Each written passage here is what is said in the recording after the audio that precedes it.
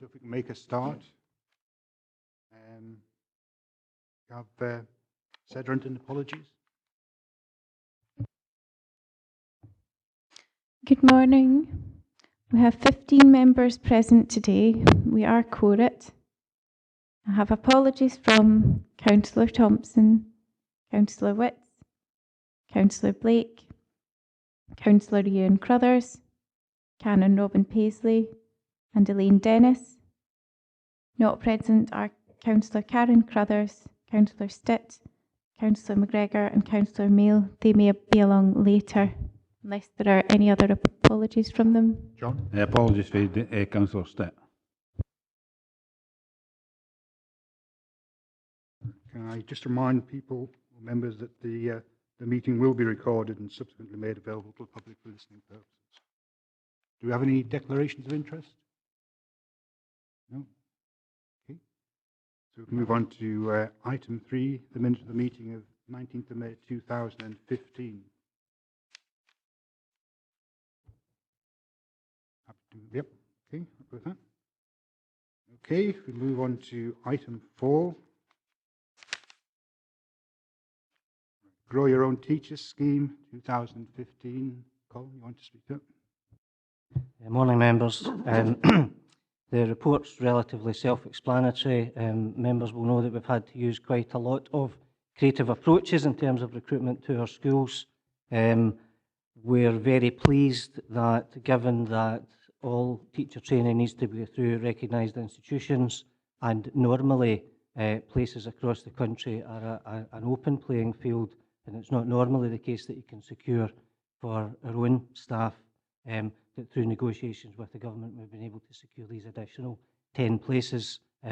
These 10 places, I can confirm, have been filled by Dumfries and Galloway employees of education. We are very optimistic that they'll be successful and indeed stay here. And this paper asks whether you want us to explore the possibilities for a session down the line to see whether there's another chance of running with this and indeed expanding it to employees that are in other services. Thank you, Colin. Yeah, I think this has been a really successful scheme. There's been an awful lot of interest from outside the council as well. So I think we need to congratulate the officers for actually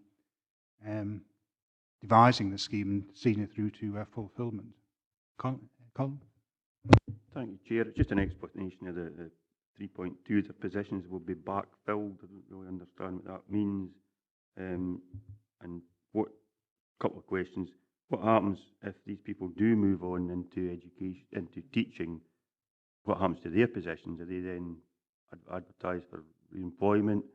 And 10 people, I know there's 3 questions now. 10 people, how does that actually leave us in the grand scheme of things? So if I work in reverse order, the grand scheme of things, 10 is not a huge number, but nonetheless it's an additional 10 to, we've got about 70 probationers already in this year. Vacancies come and go, as you know, it's not an exact science, you can't always tell what's going to come around, but 10 full-time qualified additional staff will make a difference. The backfilling temporarily and long-term relates to the positions they're in at the moment. These are all staff who currently work in the education service, normally in school. I think one of the members of staff is an instrumental instructor. The rest of the staff are perhaps ASL assistants or classroom assistants in our schools.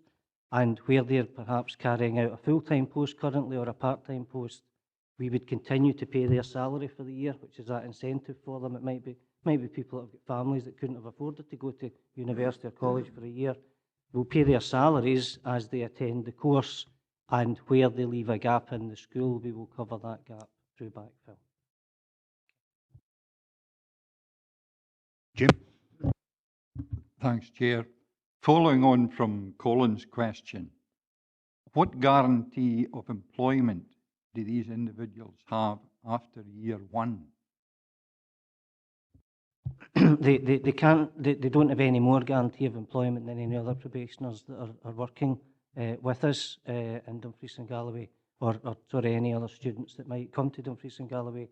However, the historical position is that most staff who qualify and qualify well go on to achieve full-time positions, permanent positions, or certainly temporary positions within a very short space of time. Again, I think there's a careful balance to strike because we need to be fair to everyone. And if we took this group of 10 students and said you're guaranteed a job, where does that leave other students who might do equally well and work equally hard? But certainly historically, we would be pretty confident that if these students are successful, they'll get the probationer post and they'll go on to gain a post in the longer term. Chair, the reason I'm asking this, these people, I understand, are currently employed, and some of them will be in permanent employment.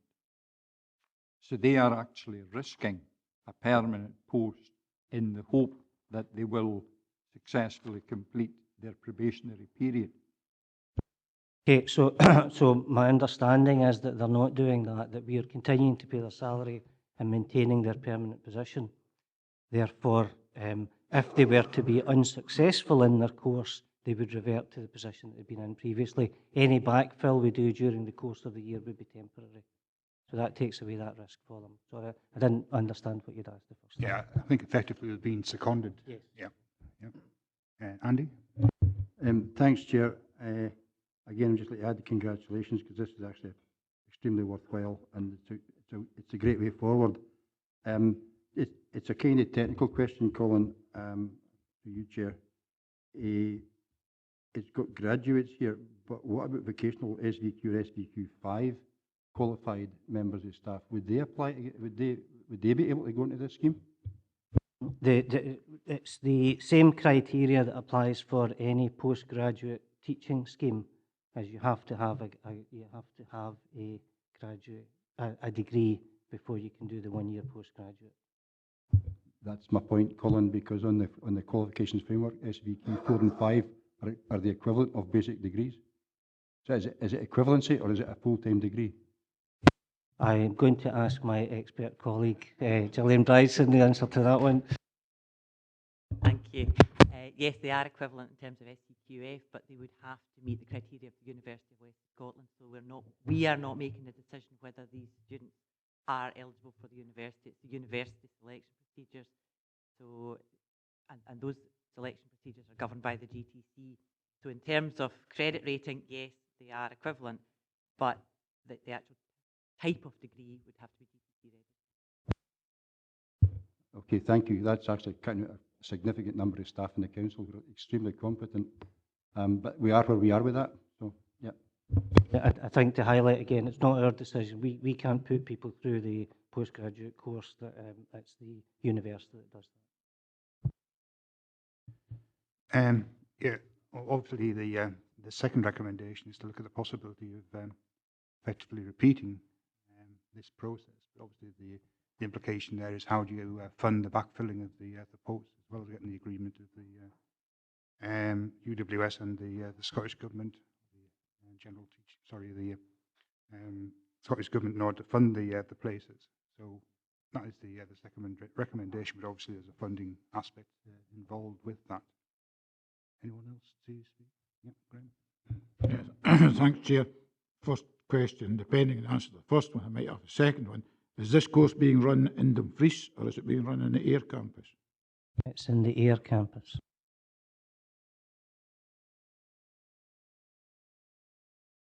Okay, got no one else waiting to speak, so can we move to the recommendations? 2.1, note the progress for the Grow Your Own Teacher scheme. Noted. And 2.2, agree with Office to explore the possibility and implications for funding surrounding the proposal to make this scheme available to all eligible members of staff within Dumfries and Galloway Council. Should UWS School of Education agree to this programme going forward in future sessions? Agree?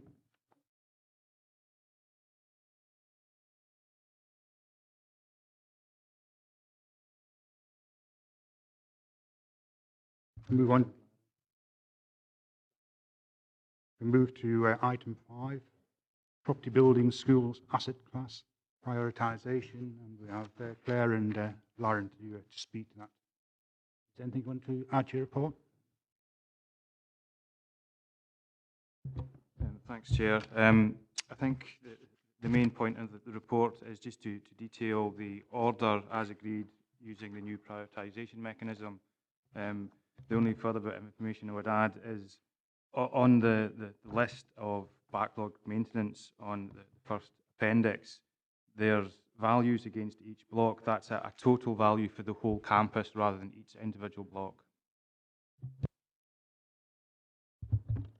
Chair, if I can just add, we're just following up from the previous meeting in terms of elected members last come back in terms of the strategy being applied to the programme.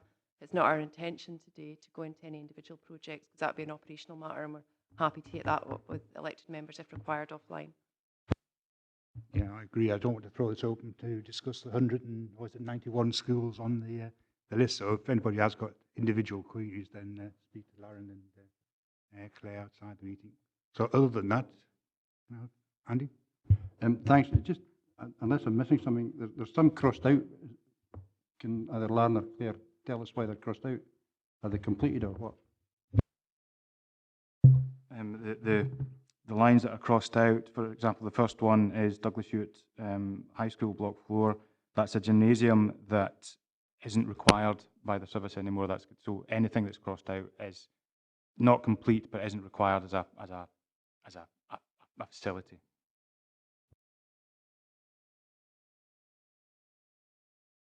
I've got no one else indicating they want to speak, so can we move to the recommendations? 2.1, note the prioritise. Oh, sorry. A question with regard to the disposal of surplus land on 3.9, page 10.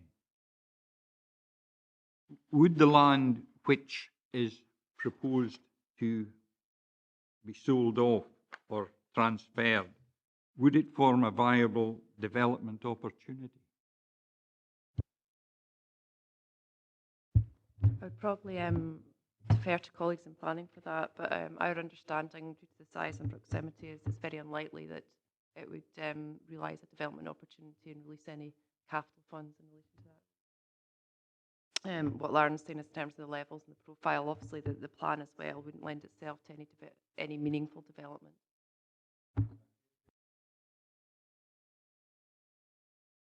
Right, so 2.1, note the prioritisation position of schools is detailed within 3.1 to 3.2 in Appendix 1.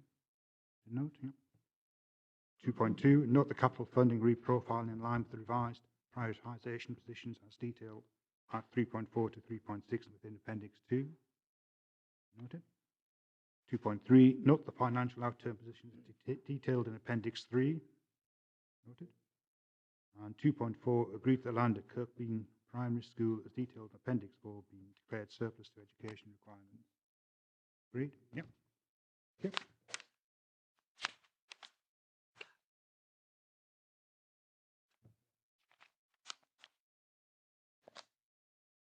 Okay, so if we move to item 6, education services, revenue budget 2014 to 15 outturn, and it's Karen to speak to this. Karen?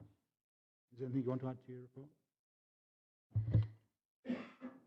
Thank you, Chair. This report details the 2014-15 year-end outturn position for education services. Again, it's a very good outcome for the service despite the challenging financial climate and the significant savings.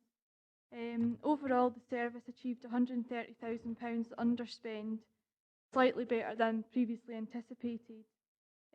Just to highlight that this underspend has been held by the service to assist with the budget shortfall in relation to teacher numbers, and also just to highlight that all policy development and savings were achieved or progressed as planned. So overall, very good.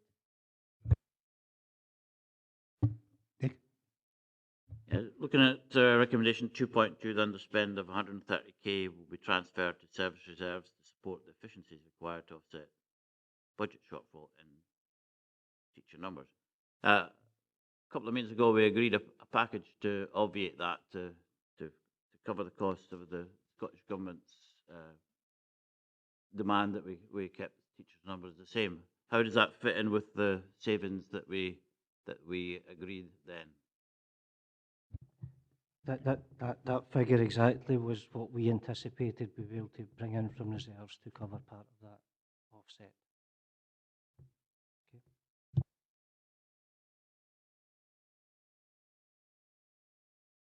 Another question on page 24, 3.3, the additional support for learning, continuing pressure. It refers to incoming pupils with additional support needs moving into the region. Obviously, we put a sum aside for that, which was reduced. Obviously, if this is going to be a continuing pressure next year, then we should be considering putting that into the base budget. Just like view on that. It refers to budget pressures due to an increasing higher level of staff absence in support for learning. Have we investigated that to find out why that level is so high? And perhaps you don't have the answer to this one, but perhaps give it later. How does that compare with other teacher education staff? I can pick up on the last 2 points. You may recall that a number of the recommendations in relation to the SL review were precisely about career development and opportunities for ASL assistants and classroom assistants, and that we've brought in a number of recommendations through that review which we think will improve morale around that particular group. And whilst we can't say for certain that that's a reason for staff absence, we think that's been a factor. So it doesn't compare well with the rest of the teaching staff in terms of staff absence. As I say, we've investigated that through the review, and if we're able to implement fully the review, including the area teams agenda, the increased opportunities for classroom assistants and ASL assistants, our belief is that that will improve the staff absence position. As far as adding to the base budget, it wouldn't really be for this committee to necessarily agree that at this stage. Like, to increase the base budget would need to be a decision by policy and resources or full council as part of the overall council budget. But I suppose just to sort of emphasise to members that we do review the ESL budget every year, and the team do make sure that all the sort of priority sort of areas are covered, and make sure that all the pupils are getting the support they need. So we do the best with what we can of the budget. Yeah, I think if you recall, when we actually went through the additional support for learning review, one of the items which was picked up was that the classroom assistants felt undervalued, despite the fact that they were very highly valued by the parents, the youngsters, and the other members of staff. So by actually going through the review process and giving them a proper career progression, I think that will certainly help in terms of the absence, as the director said. Want to come back? Yes, if the finance could take that away and consider that as part of their budget review process, because obviously we've put it in as a development, so we've covered that budget pressure under policy development, which really shouldn't be happening next year. And also, I don't know if I picked up Director, but is there a difference in absence levels between teachers and assistants? Yeah, teacher numbers overall, teacher absence is at a lower level than non-teaching absence. That, to a certain extent, is covered in item 8, the figures on the stress. It's much higher as a percentage for non-teaching staff than it is for teaching staff. I think I was doing some quick calculations. It's like 10% of non-teaching staff on, or about 4 or 5% for teaching staff. So there obviously are differences between them. Graham? Yeah, thanks, Chair. It's a devolved school budget. 2.4 million sitting in management accounts. Is that held centrally, or is that held by individual schools? The very vast majority of it is held by schools, or if it isn't held by a specific school, it will be allocated to a school in due course. So yes, it's none of these, like this budget is completely ring-fenced for the schools. It's a lot of money to be sitting not being used. What I would say about that one is that although, you know, sort of 2 million looks like a lot, between 120 schools, between 120 establishments, you're actually averaging less than £20,000 per establishment. We also have very much encouraged the schools to be efficient and prudent and make sure that they try to carry forward a positive position every year and plan ahead. They usually come out for the following year. Our experience, certainly my experience in the first year in post 8 years ago, was that because there had been a tendency sometimes to claw back from schools any carry forward, that sometimes schools were a wee bit guilty of trying to spend their money towards the end of the year when things that weren't absolutely necessary. So in terms of long-term prudent planning, we're always pleased to see those reserves there and that carry forward cycle. I'll be keeping my eye on it.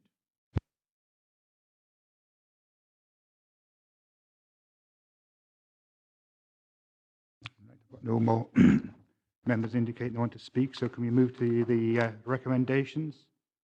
And we note 2.1, 2.2, 2.3, and 2.4. Noted? Okay. Move to item 7. Education Services Budget 2015-16, and it's Karen again. Is anything you want to add, Karen?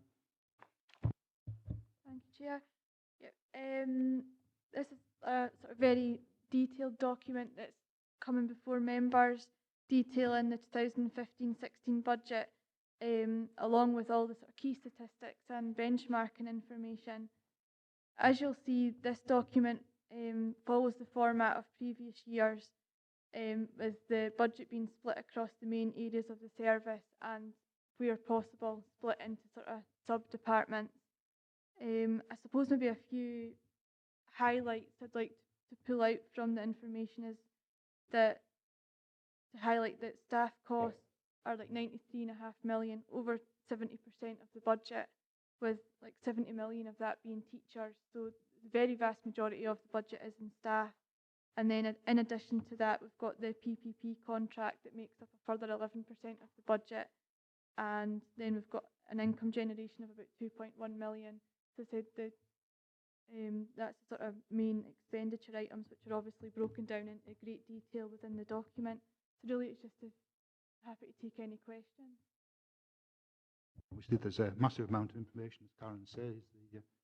One of the aspects which we need to consider now is the new regulations which the Scottish Government brought in terms of teacher numbers that have to be kept at the same level permanently, and the teacher-pupil ratios, at least as far as we know. So it's actually constraining any flexibility we have within the budget. But I'll open this up to members. Jim? Thanks, Chair. Page 41, areas of improvement, down near the bottom of the page. It says there, one area is to rationalise activity for schools. Could you give some examples of what that rationalisation may consist of?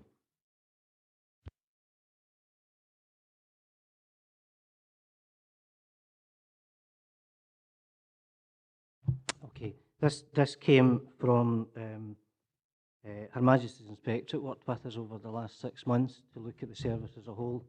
And while it was a very positive inspection that they gave us, they, along with us, recognised that there are some areas we can improve on. And one of them was, in fact, in relation to volume of activity. There's an awful lot of good stuff going on, but what we had to do was streamline that a bit for schools so they didn't feel they were being bombarded. So that's what the word rationalise there means. It doesn't mean close 50 schools, for example. It means rationalise the activity that we're carrying out and try and make it more coherent so that it's more manageable for schools. Although there are lots of very good and positive activities going on across our schools, how might we pull that together in a more efficient way?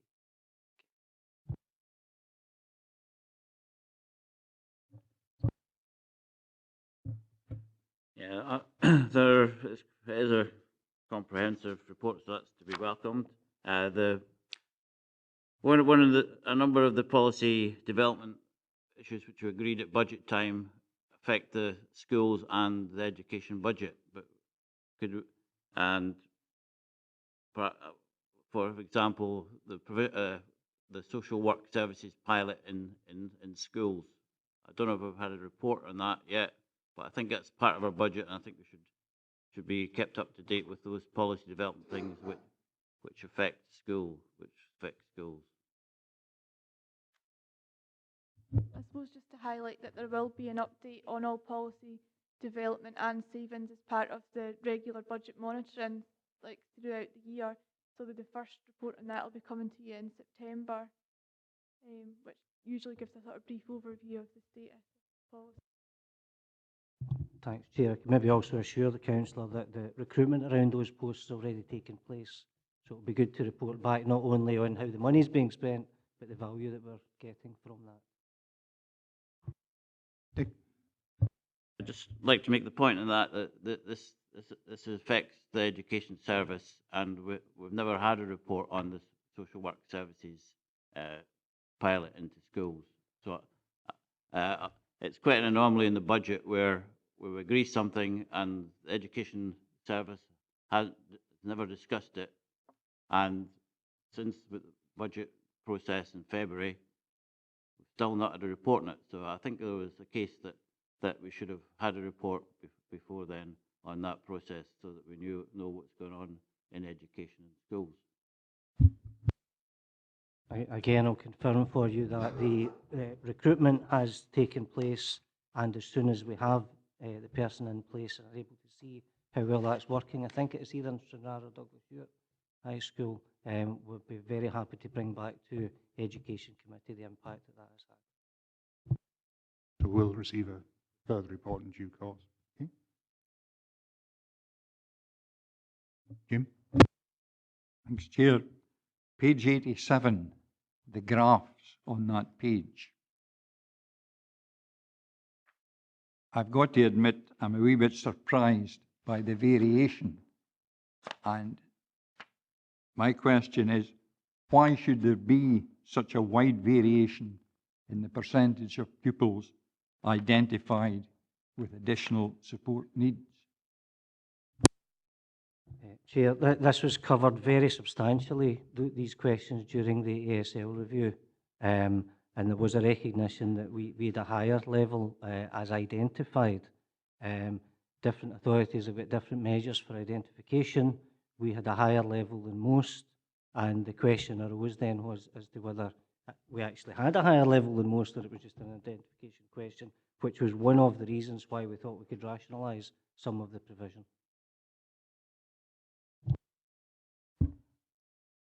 Would you say, Director, it comes down largely to variations in the identifying criteria?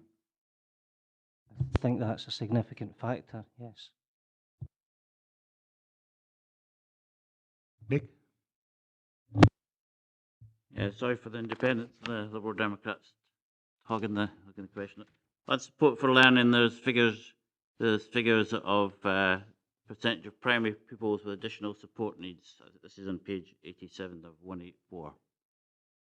And G&G has got 27.2%, compared with Borders 30%, and Angus at the bottom at 10.2%. When the Support for Learning review was commissioned, they said that this was due to the differences in calculation of how we calculated that need. How does this square with the national figures, which should be collected on the same basis across the country? I suppose just to follow up the last answer, the way in which that data is collected could be interpreted quite differently right across the country. And indeed, remember that some parts of that are subjective, because parts of that come from audit within schools, where teachers themselves will indicate what level of need they think a pupil has. So historically, we've had a higher level of identification. Whether that absolutely ties up with the genuine level of need is a different question, And in terms of outcomes for our children across Dumfries and Galloway, there certainly wouldn't be a suggestion that we've got far higher levels of need than others. Right. No one, the member indicating they want to speak, so can we move to the recommendations?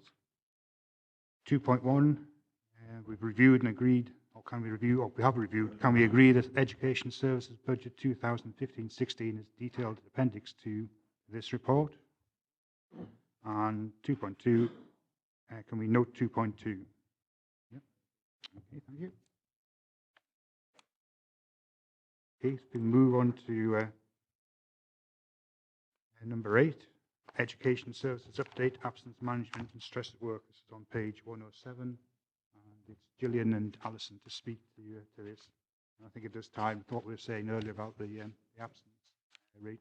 Some of that information comes through in this report. So, Gillian and Alison, is there anything you want to add to the report? Thank you very much, Chair. Good morning, members. It was a requirement of Council that the services reported back on the Stress at Work survey, which was undertaken quite some time ago, but the work in developing a response to that has been ongoing. We've integrated our work from our Maximising Attendance project in with our response to the Stress at Work survey, and you can see within the paper and in the appendix a summary of the work that has been ongoing. In section 3.9, you can see the commitments that the service has made in terms of our main areas of work. So looking at maximising attendance for our staff, when we say consistent application of the maximising attendance policy, we mean specifically the triggers. We will make sure that all staff understand what we expect of them in applying the triggers to support staff and make sure that they get the support from their line manager that they're entitled to if they're off for a period of absence.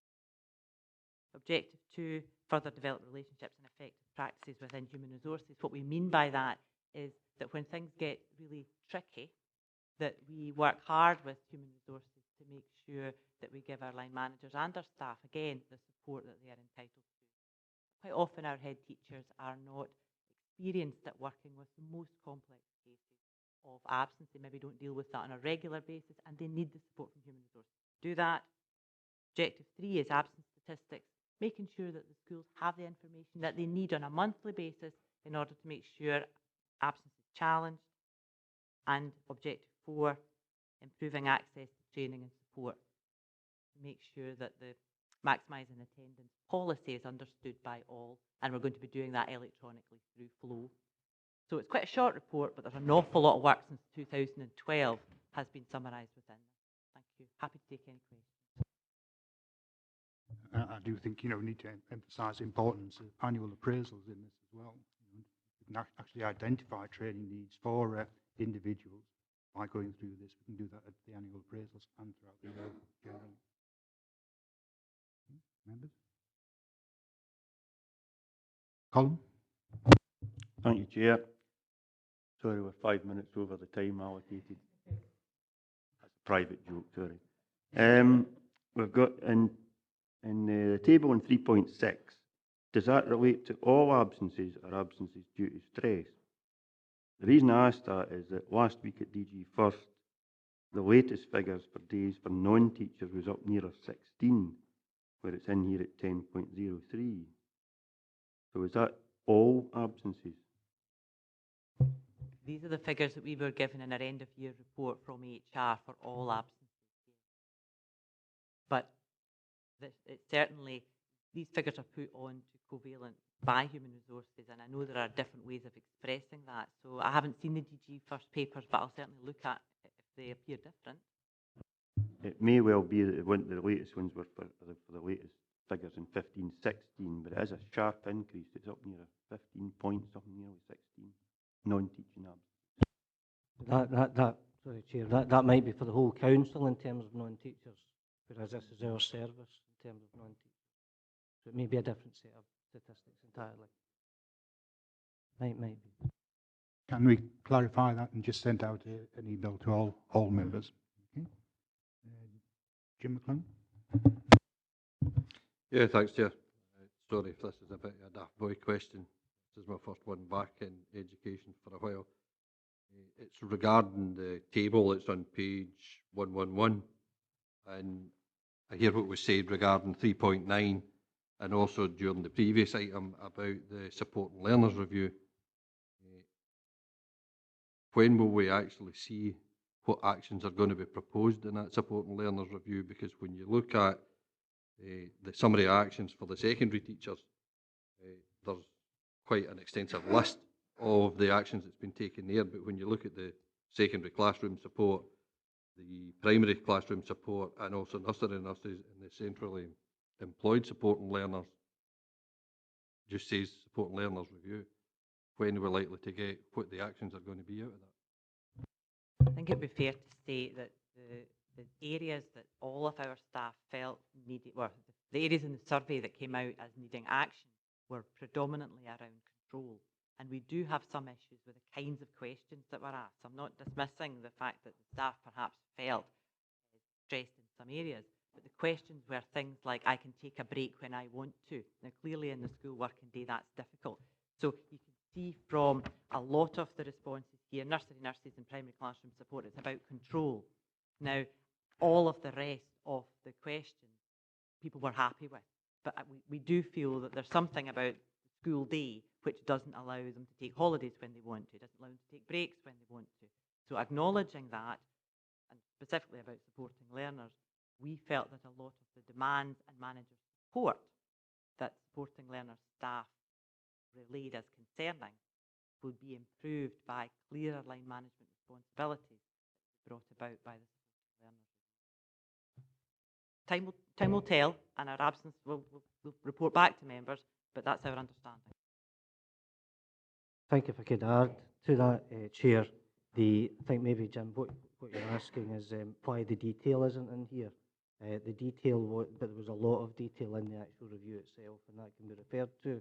And certainly, as Gillian has said, there were 2 or 3 absolutely key issues, including the fact that many of our ASL staff were peripatetic, and if we could make that more coherent in terms of having a single manager, and indeed them having a proper career path, that would make quite a bit of difference. So we have already seen in the service review much detail, but we haven't included that in the summary, but I can get that sent over to you. That's helpful. Thanks, Chair. Through you, Chair. Gillian, I think it would be helpful if we could actually put an extra couple of columns in the frames you've got here on page 108 and 109, and that would be the number of staff, total number of staff, and then another column showing the percentage of staff, because with the ebb and flow, we don't know if it's going up or down. It's a finite number as opposed to a percentage of. We can see have a better view, I think is what I'm trying to say. Another question is, I'm delighted to see you've got a challenge panel, but who actually makes up the challenge panel? First of all, I absolutely agree. The small numbers, we know that we've got 11 staff who reported instances of stress. The next paper in the business plan, I think we report we've got 3,690 headcount. So we know it's a small percentage, but in expressing it the way we have, you can't tell whether it's up or down, but it is a small number. Secondly, the challenge panel was made up of the chief executive and 2 members of the corporate management team, and on the other side of the fence were the director, myself, and John. No trade union representation? Not at the challenge panel. That's a pity, yeah?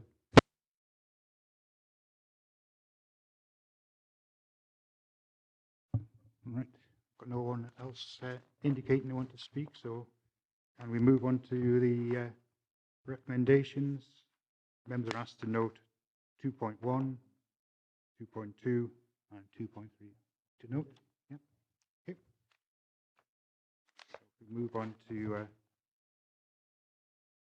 item 9 on page 113. And we have Gillian and Gwyneth to speak to. This is the Education Services Business Plan for 2015 to 2018. there anything you want to add to?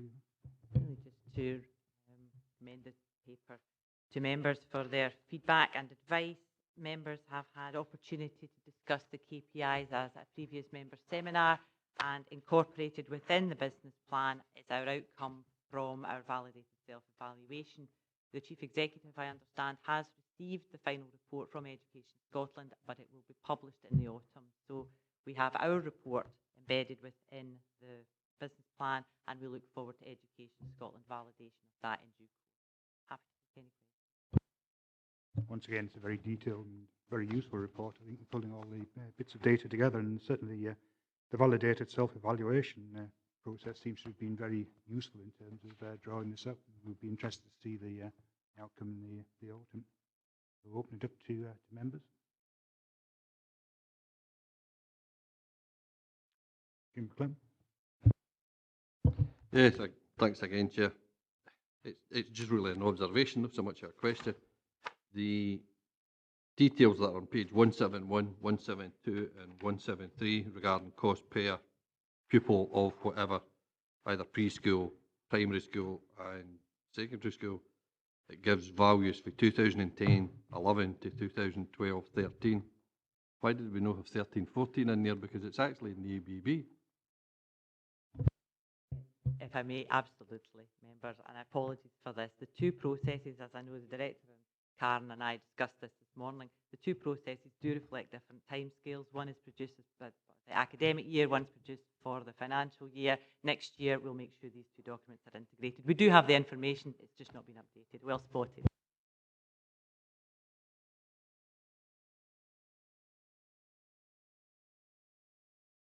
Andy? Thanks, Chair. Just some guidance, Colin, really. How are we going to marry this and the other bits coming into the new department? I think it mentions that, doesn't it, on page 115 at 313, but Colin? I know an ad hoc subgroup are looking at what arrangements might come in terms of committee reporting, so we'll wait to hear from them. And clearly, one of the challenges will be that whilst you want coherent reports around the whole children, young people and lifelong learning agenda, what we don't want to have is so much data that it becomes impossible to actually pick out what's important. So we'll be thinking about that over a period of time and working with other departments that are now becoming the same department to make sure that members get the most concise information, but in a helpful way. Very quiet this morning. Got no other member. Oh, sorry, Graham. Thanks, Chair. I'm looking at, on page 127, I'm looking at consumption figures. And 2010, big reduction in 2011-12, and then it jumped back up again in 2012-13. Is there can you give me an explanation for that, Gillian? Simply, I can't. I think it would be fair to say that we have struggled to get some of these figures, and that we understand that the planning and environment procedures are under review to get some of these carbon targets. We receive these figures from others. Sometimes the cold winter may impact on this. I don't think that was a particularly cold winter by recollection, but I can't give a more detailed explanation. I think I would have to ask our planning and environment colleagues to confirm the figures. So could we say that these figures at best are speculative?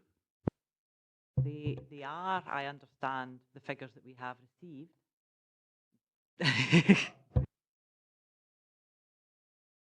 Once again, obviously, we haven't got the information here, so Gillian, if you can get more detail and then email it out to all members. Okay, Colin?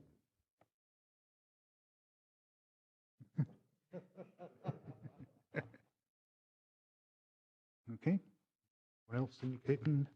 So can we move to the recommendations? Members are asked to 2.1, agree the Education Services Business Plan. Agreed, yep.